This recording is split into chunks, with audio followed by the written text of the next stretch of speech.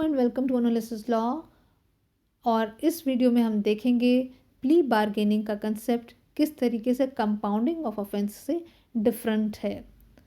अब अगर हम डिफरेंस की बात करें तो उससे पहले मैं आपको बता दूं कि जनरली क्रिमिनल मैटर्स का कॉम्प्रोमाइज़ नहीं होता है, क्योंकि वो ऐसे एक्ट्स होते हैं जो कि सोसाइटी के अगेंस्ट होते हैं, जो सोशल राइट्स के अगेंस्ट होते हैं।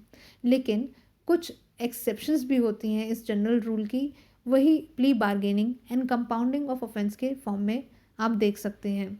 तो ऐसे ऑफेंसेस जो कि पेटी ऑफेंसेस हैं, क्या कोई लीगल प्रोविज़न कुछ लिमिटेड ऑफेंसेस को अगर कंपाउंडेबल बनाता है या कॉम्प्रोमाइज़ करने योग्य बनाता है, तो तभी वो ऑफेंसेस सेटलमेंट या कॉम्प्रोमाइज़ के लायक होते हैं, अदरवाइज़ नहीं।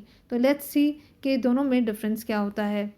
देखिए, पहला पॉइंट ऑफ डिफरेंस तो ये है कि प्ली बार्गेनिंग के केस में उस व्यक्ति जिसको यानी कि एक्यूज्ड, जिसकी रिक्वेस्ट पर प्ली बार्गेनिंग एक्सेप्ट की गई थी विक्टिम के द्वारा, प्रोसिक्यूशन के द्वारा, और जहाँ पे कोर्ट ने अप्रूवल दिया था, उस केस में उस व्यक्ति यानी कि जो एक्यूज्ड है उसका कन्विक्शन तो फिर भी है, यानी कि या तो उसको प्रोबेशन पर रिलीज़ किया गया है या फिर उसकी क्वांटम ऑफ पनिशमेंट को थोड़ा कम कर दिया गया है।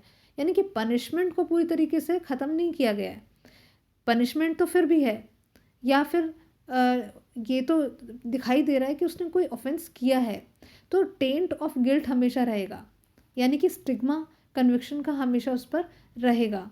But on the other hand compounding of offence की बात करें तो यहाँ पे एक्विटल कंप्लीट होगा। यहाँ पे किसी कंडीशंस पे, टर्म्स एंड कंडीशंस पे किसी को रिलीज़ नहीं किया जा रहा है, यहाँ पे एक्विटल पूरा हो रहा है, क्योंकि उस ऑफेंस को कंपाउंडेबल बनाया गया है as per section 320 of CRPC। Secondly, plea bargaining के केसेस में कोर्ट का अप्रूवल मस्ट है। जैसे कि कोर्ट ये देखता है कि दोनों पार्टीज़ ने वो जो भी ऑफेंस कंसेशन जिसका दिया गया है या कुछ चार्जेस ड्रॉप किए गए थे, वो वॉलंटरी तरीके से एक्यूज्ड ने मांगा था और विक्टिम ने एग्री किया था, तो कोर्ट का अप्रूवल यहाँ पर ज़रूरी होता है। पर कंपाउंडिंग ऑफ ऑफेंस के केस में कोर्ट की परमिशन सारे केसेस में ज़रूरी नहीं होती है, और सिर्फ उन्हीं केसेस में ज़रूरी होती है जो कि सेक्शन 320 ऑफ CRPC एनलिस्ट करता है या बताता है।